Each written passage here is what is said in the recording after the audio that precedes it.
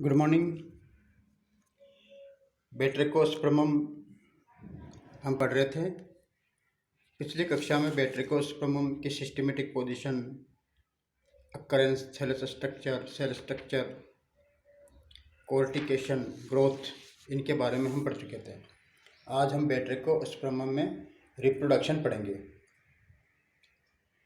Reproduction, इसमें asexual तथा sexual दोनों प्रकार का पाया जाता है।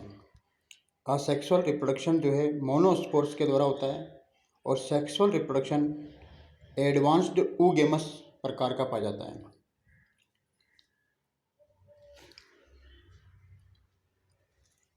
असेक्सुअल रिप्रोडक्शन जो मोनोस्पोर्स के द्वारा होता है वह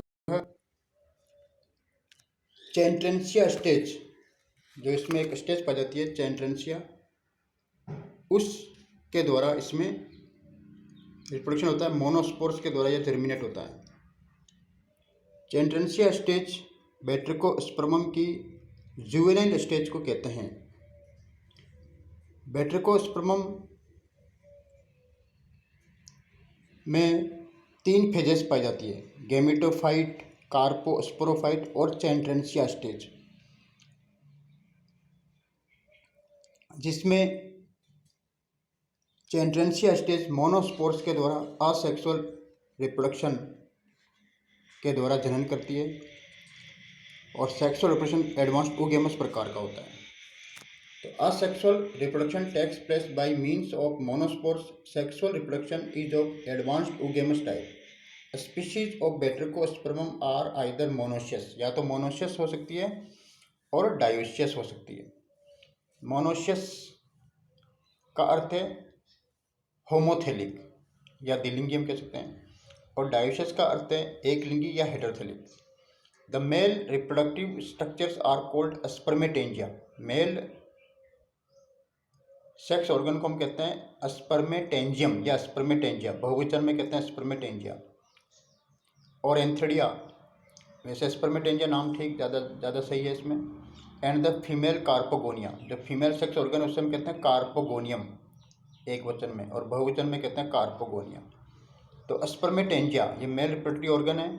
आर यूनिसेल्युलर, एक कोशिकीय, यूनिन्यूक्लियर, एक केंद्रकीय है, स्फेरिकल गोल होती है, globose and colourless structure that develop singly or in pairs at the distal ends of the branches of limited growth.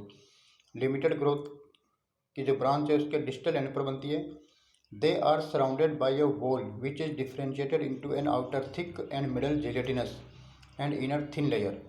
यानी ये जो स्पर्मेटेंजिया है ये 3 वॉल के द्वारा कवर रहता है, ठीक है ना।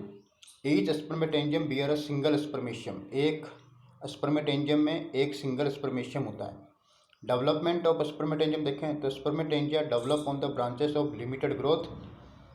द टर्मिनल और subterminal cells of these branches functions as spermatangium mother cell. Each spermatangium mother cell usually gives rise to 1 or 2 spermatangia, but sometimes as many as 5 spermatangia may develop from a single cell. एक cell से जो है कभी कभार 5 spermatangia बन जाते हैं। The spermatangium develops as an outgrowth from the spermatangium mother cell. Spermatangium mother cells के आउटग्रोथ से डेवलप होता है। The nucleus of the mother cell, इस मदर सेल का जो केंद्रक है वो डिवाइड होता है माइटोटिकली। समसूत्री विभाजन से 2 डॉटर न्यूक्लियाई बनता है। One of these enter into developing spermatangium, जो कि स्पर्मेटेंजियम के अंदर प्रवेश करता है। And the other remains in the mother cell, दूसरा जो है मदर सेल में रहता है। At this stage the spermatangium is separated from the mother cell by a septum. Septum से ही अलग हो जाता है स्पर्मेटेंजियम मदर सेल से। द प्रोटोप्लास्ट, इसका जो प्रोटोप्लास्ट है ऑफ द स्पर्मेटेंजियम का मेटामॉर्फोसिस होता है into a single spermatium, single spermatium या मेल गैमेट में परिवर्तित हो जाता है। द स्पर्मेटेंजियम मदर सेल में form another spermatangium by repeating the same process, और स्पर्मेटेंजियम मदर सेल फिर वापस स्पर्मेटेंजियम को इसी विधि के द्वारा नेक्स्ट बनाती है। तो ये स्पर्मेटेंजियम का डायग्राम देख लें हम। ये स्पर्मेटेंजियम देखिए, ये स्पर्मेटेंजिया है। लिमिटेड जो ब्रांच है उसकी उसका जो डिस्टल एंड है वहाँ बनते हैं। ये देखिए एंथ्रेडियल फिलामेंट या स्पर्मेटेंजियल फिलामेंट है ये। स्पर्मेशियल न्यूक्लियस है ये, स्पर्मेटेंजिया है, ये स्पर्मेटेंजिया है। तो ये जो हैं 5 स्पर्मेटेंजिया हो सकते हैं। और दूसरा डायग्राम जो है कार्पोगोनियम का है। कार्पोगोनियम भी लिमिटेड जो ब्रांच है उसकी डिस्टल एंड पर बनती है। और कार्पोगोनियम एक फ्लास्क शेप्ड स्ट्रक्चर है। इसका जो अंतिम पॉइंटेड एंड है उसे कहते हैं ट्राइकोगाइन। और नीचे वाली जो सेल है कार्पोगोनियम के उसको हम कहते हैं सपोर्टिंग सेल या hypogynous cell. Carpogonium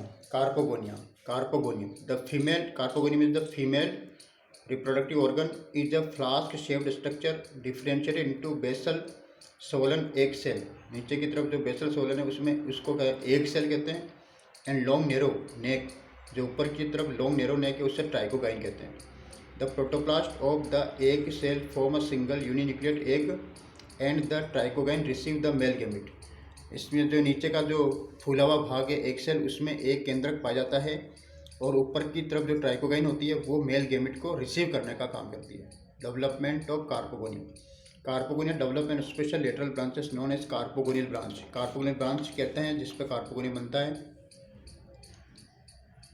these branches are only 2 से 5 सेल्ड, ये 2 से 5 सेल्ड की बनी होती हैं। Develop by repeated transverse division, इसमें ट्रांसवर्स डिवीजन होते हैं, अनुप्रस्थ विभाजन होते हैं। और basal cell of the branches of limited growth. The terminal cell of the carpogonial branch, जो टर्मिनल सेल है, जो कार्पोगोनियल ब्रांच की जो टर्मिनल सेल है वो कार्पोगोनियम को बनाती है। द सब टर्मिनल सेल, जो इसके तरफ इसके नीचे की जो सेल है वो मैंने बताया कि वो सपोर्टिंग सेल को बनाती है। सपोर्टिंग सेल को हम हाइपोगाइनस सेल भी कहते हैं। तो the subterminal cell situated just below, carpogonium के जो जस्ट बिलो है, मतलब ठीक उसके जो नीचे वाली जो सेल है उसे हम कहते हैं हाइपोगाइनस सेल और सपोर्टिंग सेल।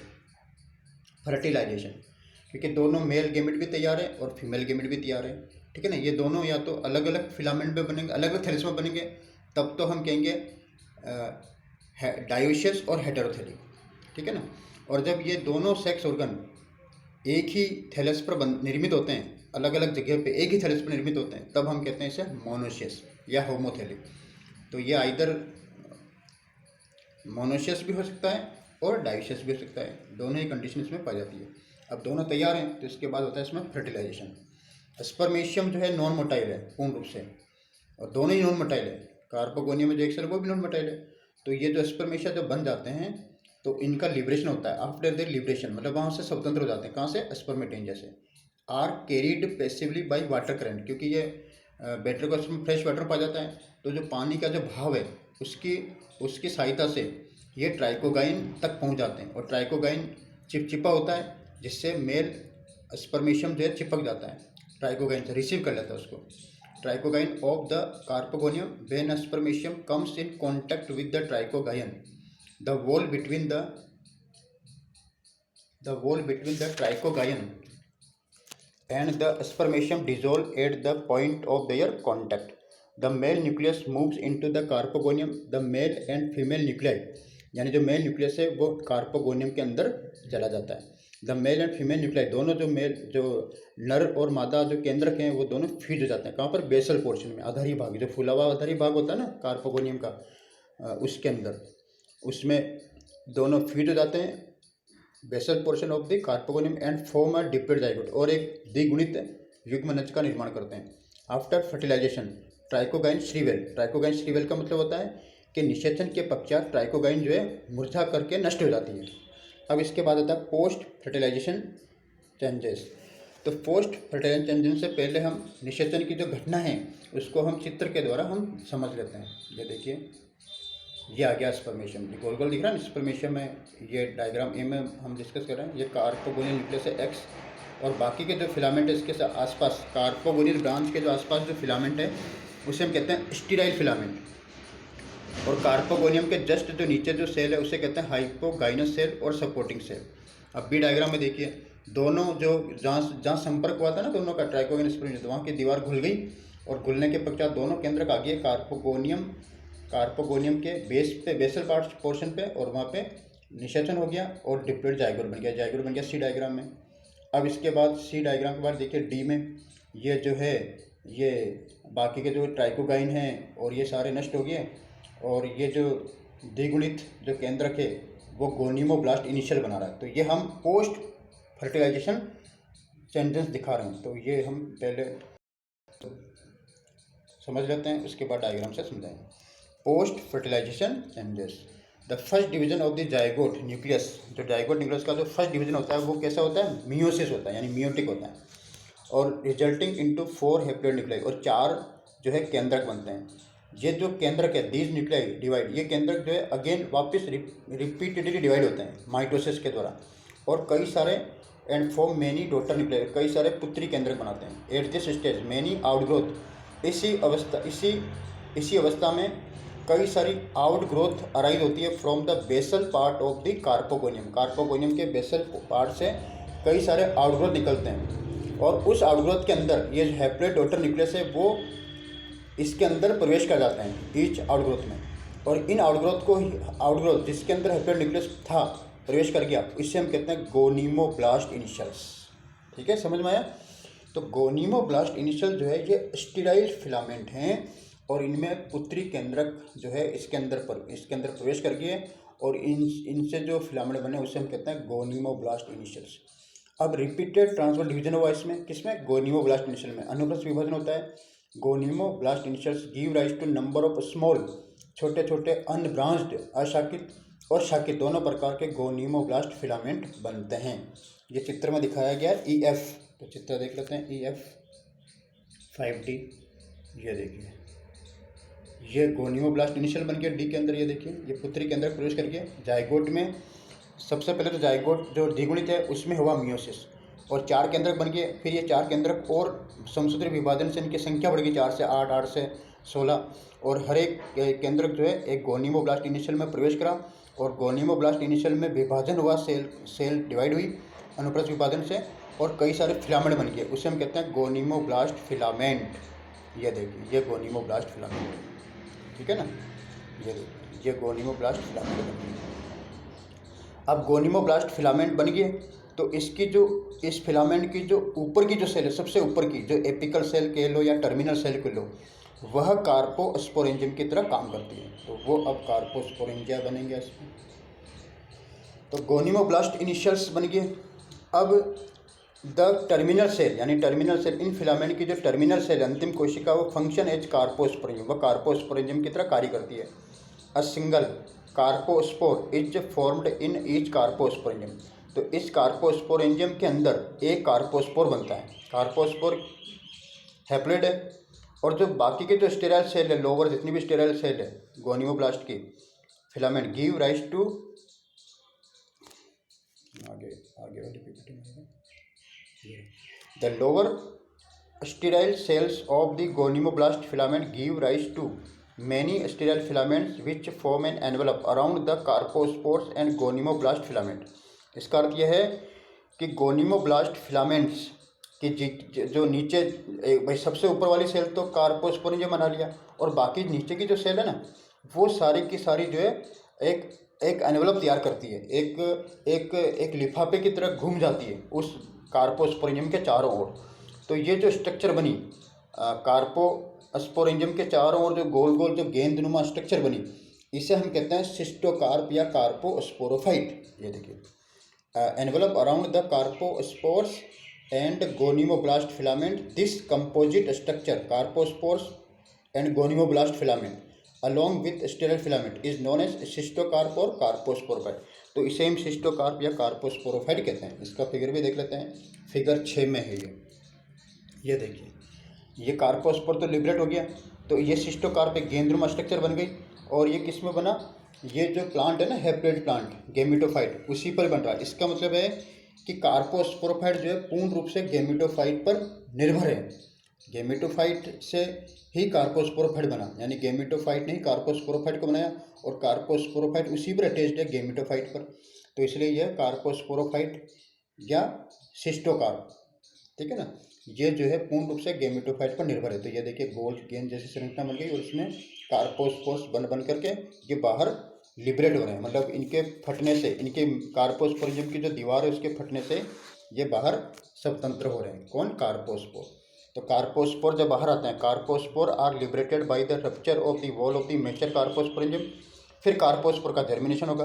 तो carpospore get themselves attach to the substratum. ये कार्पोस्पोर जो है अपने आप को सबस्टेटम पर अटैच कर देगा।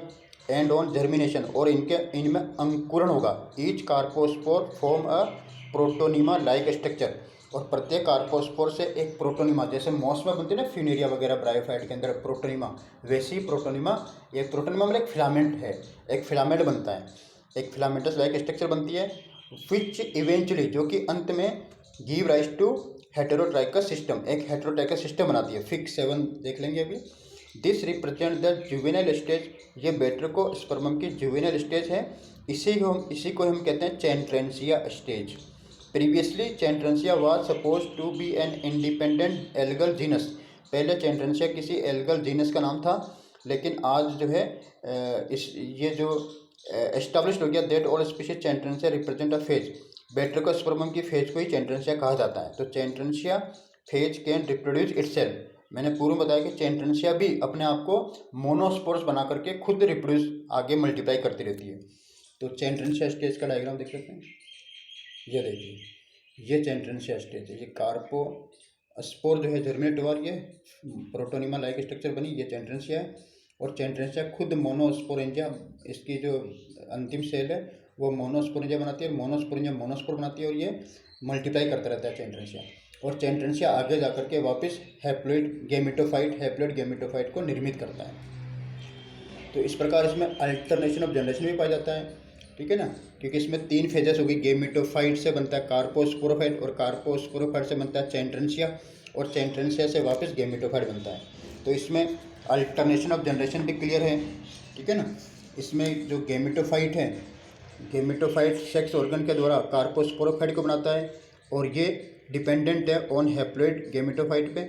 On germination the carpospore form branched heterotrichous filament structure known as chantransia stage. तो इस प्रकार इसके जीवन चक्र बेट्रिकोस्पर्मम में दो तो हैप्लॉइड फेज है, गेमेटोफाइट एंड कार्पोस्पोरोफाइट। ये गेमेटोफाइट और कार्पोस्पोरोफाइट तीनों ही हैप्लॉइड फेज है चैंट्रेंसिया भी, लेकिन इसमें गेमेटोफाइट और कार्पोस्पोरोफाइट अल्टरनेट करती है with the diploid phase. Diploid phase बहुत छोटी होती है, वो जाइगोट था, वो बहुत ही शॉर्ट लिव्ड की होती है, बहुत ही छोटी होती है, उसमें तुरंत जो है अर्धसूत्री विभाजन हो जाता है। इसलिए हम इसको हम कोई जनरेशन नहीं मान रहे। मेन जनरेशन तो इसमें गेमेटोफाइट और कार्पोस्पोरोफाइट है, और एक जुवेनाइल फेज है जिसे हम कहते हैं चैंट्रेंसिया स्टेज। तो इस प्रकार हम कह सकते हैं कि इसमें 2 मेन फेज है, एक तो हो गई ये गेमेटोफाइट और एक कार्पोस्पोरोफाइट। तो इस प्रकार के जो लाइफ साइकिल है जिसमें 2 हैप्लॉइड फेज होती है, ऐसे जीवन चक्र को हम कहते हैं ट्राइफेजिक हैप्लोबायोटिक लाइफ साइकिल। तो बेट्रिकोस्पर्मम ट्राइफेजिक हैप्लोबायोटिक लाइफ साइकिल को शो करता है। तो इस प्रकार हमने बेट्रिकोस्पर्मम का रिप्रोडक्शन पूर्ण किया, और इसको आप कंसंट्रेट होकर के स्टडी करेंगे तो ये ज़रूर समझ में आएगा। नहीं समझ में आए तो इस वीडियो को बार बार देखें, और ये आपको ज़रूर समझ में आएगा। इसमें फिगर के साथ मैंने समझाने की कोशिश करी है। ये फिगर, इसको प्रैक्टिस करेंगे आप बनाने की तो ये ज़रूर समझ में आएगा। तो ये रिप्रोडक्शन है बेट्रिकोस्पर्म पार्ट सेकंड में, और इसमें 10 पीपीटी है। इसको आप एक बार में समझ में आएगा, 2-3 बार जब इसको पढ़ोगे तो समझ में आएगा। Thank you.